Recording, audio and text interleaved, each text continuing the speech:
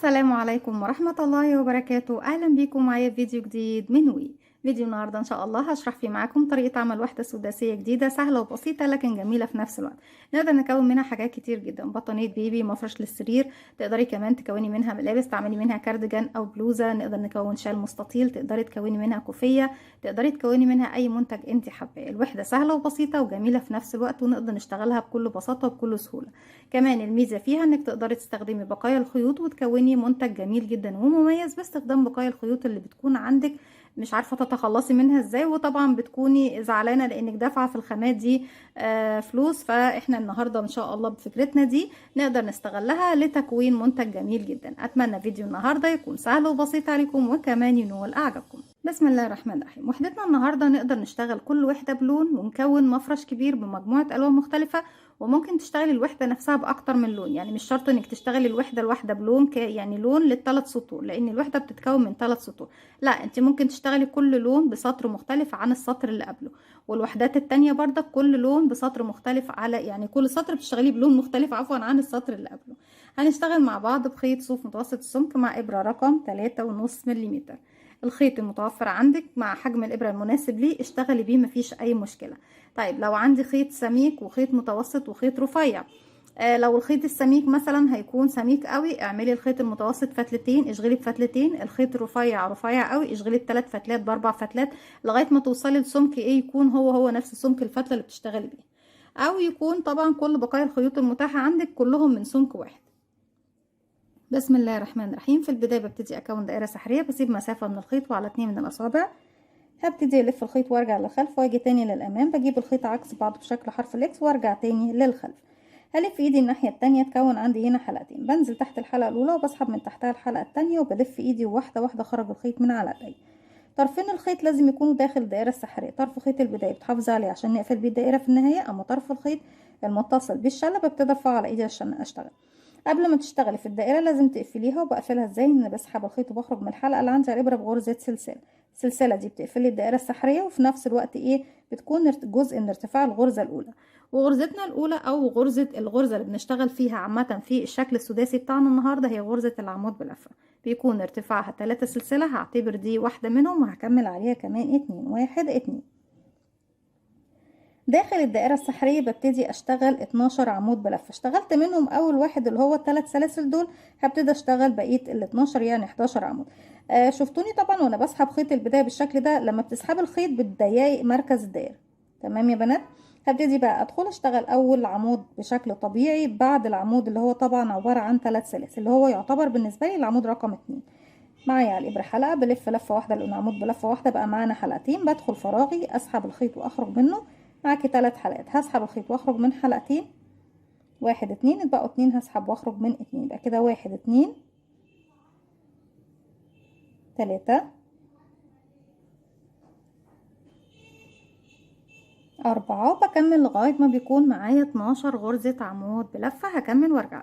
رجعت لكم تاني وزي ما احنا شايفين في النهايه بسم الله الرحمن الرحيم معايا 1 2 3 4 5 6 7 8 9 10 11 12 اللي هو 3 سلاسل البدايه. خلصنا السطر بتاعنا. شدي بقى خيط البداية كويس، اقفلي مركز او سنتر الدائرة. في ثالث سلسلة ارتفاع 1 2 رقم 3 ببتدي اقفل فوقيها بغرزة منزلقة سليب ستيتش، وابتدي اشتغل فوق كل عمود يقابلني 2 عمود بلفة، يعني بعمل انكريس تزايد. لكن بعد كل عمودين بشتغل سلسلة مسافة. يعني 1 2 بسم الله الرحمن الرحيم 2 3 1 2 3، وهعتبر ده اول عمود بلفه موجود عندي، وفي نفس الفراغ هو تاني بكرر وبشتغل كمان عمود. بدخله معايا خيط البدايه، يعني عندي هنا بصوا بدخل فوق الغرزه ومعايا كمان خيط البدايه على الابره. بقى كده 1 2 فوق العمود الاول باخد 1 تشين سلسله مسافه، الف الخيط واروح للعمود رقم 2 وابتدي اشتغل فوقيه عمودين انكريس تزايد، يعني بشتغل في الفراغ الواحد مرتين. 1 كمان مره 2. في الفترة دي احنا بنشتغل مع بعض. هنزل اكتر من فيديو او هينزل معانا اكتر من فيديو للشكل السداسي، هيكون في تشابه ما بين الاشكال، لكن كل واحد فيهم هيكون مختلف تماما في طريقة العمل والتكوين بالنسبة للشكل السداسي. وفي كل وحدة منهم طبعا تختاروا الوحدات اللي تكون سهلة عليكم في العمل، لكن انا بحب دايما ان احنا نشرح كل الاشكال حتى لو فيها تشابه، علشان خاطر كل البنات تعرف ايه الفروق اللي موجودة ما بين كل وحدة ووحدة، لان ممكن في بنات كتير بيشوفوا الوحدات وبيفتكروا ان هي كلها واحد، حتى لو كان الاختلاف بسيط لازم نعرف هو ايه، علشان برضك نكون عندنا جزء من الاحتراف او نوع من الاحتراف. كده اشتغلت فوق العمود اللي بعده عمودين، هاخد سلسلة، هبتدي للعمود اللي بعده 2 كمان عمود، 1 كمان مرة في نفس الفراغ 2، هاخد سلسلة، هلف الخيط على الإبرة، بروح للعمود اللي بعده انكريز انكريز انكريز، تزايد تزايد تزايد تزايد. لكن ما تنسوش ان بعد كل عمودين باخد سلسلة مسافة، يعني عمودين سلسلة عمودين سلسلة عمودين سلسلة، من فوق باخد ما بين كل عمودين سلسلة، لكن من تحت ما بسيبش اي فراغ، بشتغل في ال 12 فراغ بس بشتغل مرتين. هسيبكم واكمل بقية السطر وارجع لكم نشتغل السطر الاخير مع بعض. رجعت لكم تاني، وزي ما احنا شايفين كده بقى معانا ضعف عدد الاعمده، تحت كان 12 هنا بقى 24، لكن بالاضافه كمان ان معايا ما بين كل عمودين وعمودين في سلسله مسافه. هبتدي اروح اقفل فين يا بنات؟ بروح بقى بعد كده اقفل في تالت سلسله ارتفاع. لا، طالما انا خلاص هبتدي اشتغل السطر اللي جاي، انا مش بشتغل فوق الاعمده نهائي، فببتدي اروح للعمود رقم 2 اللي عنده حرف في طبيعي واقفل بغرزه منزلقه سليب ستيتش. طيب يا رندا هتعملي ايه كمان؟ انا ما بشتغلش فوق الاعمده نهايه يا بنات، بمشي بمنزلقه كمان لغايه السلسله.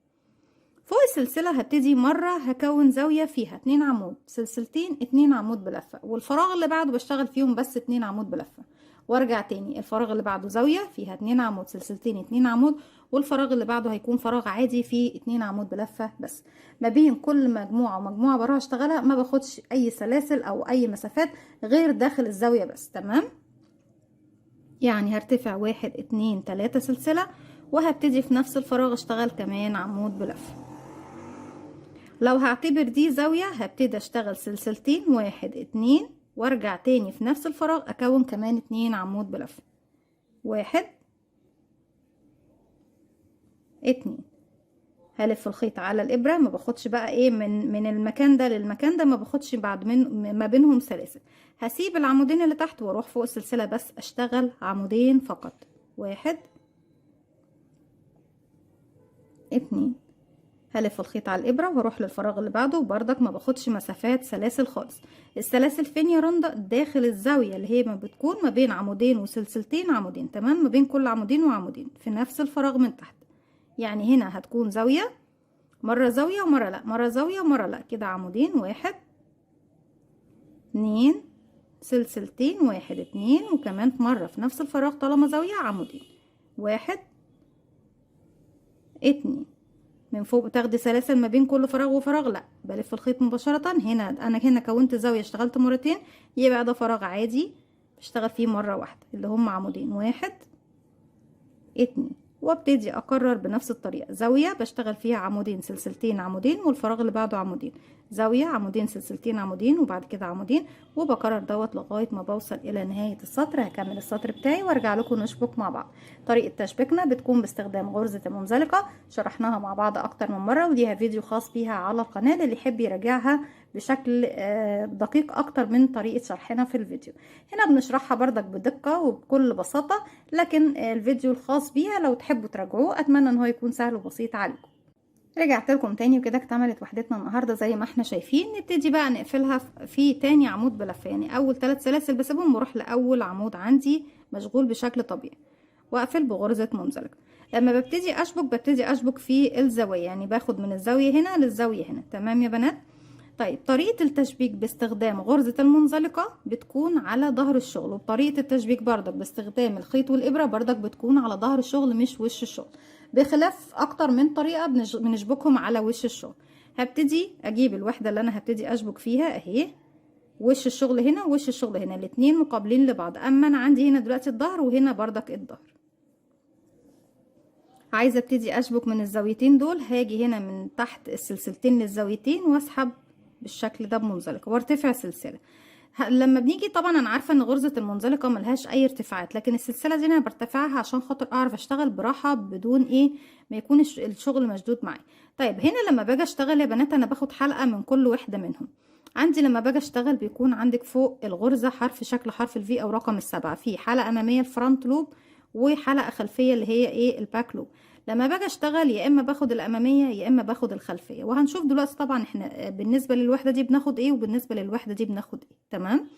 عندي هنا دي اول غرزه بنزل تحت الحلقه الاماميه الفرونت لوب، وبالنسبه للوحده اللي بعديه انا هنا طبعا خدت الفرونت لوب، هي لو انا عدلت الشغل كده هتكون دي الاماميه والتانيه الخلفيه، لكن وانا في الاتجاه ده بيكون دي الاماميه واللي سيبناها الخلفيه. يعني انا بتكلم على اتجاه الشغل اللي انا بشتغل دلوقتي. هسيب الاماميه الفرونت لوب واروح اخد الباك لوب، يعني انا عندي هنا فرونت لوب مع باك لوب، حلقه اماميه مع حلقه خلفيه، وبسحب الخيط وبخرج من تحت الحلقتين دول ومن تحت الحلقه اللي عندي على الابره.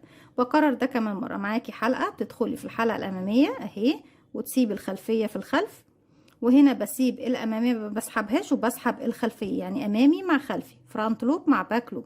اصبح معايا 3 حلقات، هسحب الخيط واخرج من ال3 حلقات مع بعض. بكرر. معاكي حلقه بتدخلي في الحلقه الاماميه من الوحده اللي قصادك والحلقه الخلفيه من الوحده اللي بعدها، واسحبي الخيط واخرجي من تحت ال3 حلقات مع بعض. وبكرر دوت لغايه ما بوصل للزاويه المقابله ليا اللي هي طبعا بتكون الزاويه التانية اللي احنا بنشتغل عندها. الطريقة سهلة وبسيطة برضك بالخيط وبالإبرة. باخد مثلا أنا بدخل هنا بالإبرة في الحلقة الأمامية مع الحلقة الخلفية خلفي، وبعد كده أدخل هنا وأرجع أخرج من الناحية التانية. الناحية التانية برضك لما باجي بقى أدخل من الناحية اللي هناك بتكون بدخل في الأول في الخلفية وبعد كده باجي هنا عند الأمامية. تمام. الطريقتين سواء بالخيط والإبرة أو غرزة منزلقة بالإضافة ل10 طرق تشبيك تانيين موجودين على القناة، اللي يحب إيه إن هو يتابعهم أتمنى ينولوا إعجابكم. بمشي بقى لغاية الزاوية وبمنزلقة، وبعد كده بسحب الخيط وبخرج من تحت إيه الخيط بالشكل ده زي ما احنا شايفين. لما بنيجي بقى نعدل الشغل بتاعنا قد ايه الشغل نضيف. طبعا انت مش واضح عندك خيط بتشبكي بيه لان انت شابكه بلون اللي انت شابكه. يعني بصي انا عندي هنا ده الاصفر وده الطوبي، بالنسبه طبعا للوحدتين شبكناهم هما الاتنين في بعض، فبالتالي لما بتشبكي بلون واحده منهم ما بيبانش عندك التشبيك لان شغلك كله بيكون في الخلف. بصي بقى من الخلف واضح التشبيك، علشان كده قلت لكم بنشبك على خلف الشغل، اما وش الشغل بيكون حاجه انسيابيه وجميله ونظيفه جدا ومميزه. كل اللي بيبقى عندك الحلقه اللي انت كنت سايباها من هنا والحلقه اللي انت كنت سايباها من هنا، والخط اللي ما بينهم هيكون بلون واحده منهم، فما بيكونش فيه اي فرق زي ما احنا شايفين. بكده بكون وصلت لنهايه الفيديو او فكرتي النهارده. اتمنى تكون سهله وبسيطه عليكم وكمان تنول اعجابكم. لو عندكم اي استفسارات اكتبوا لي وانا على راسي من فوق طبعا ومن عينيا الاتنين. فضلا ليس امرا، ما تنسوش اذا عجبكم الفيديو تدعموني بلايك وشير وسبسكرايب، واستنوني في فيديو جديد من وما تنسوش كمان تفعلوا زرار الجرس يوصلكم مني كل جديد. السلام عليكم ورحمه الله وبركاته.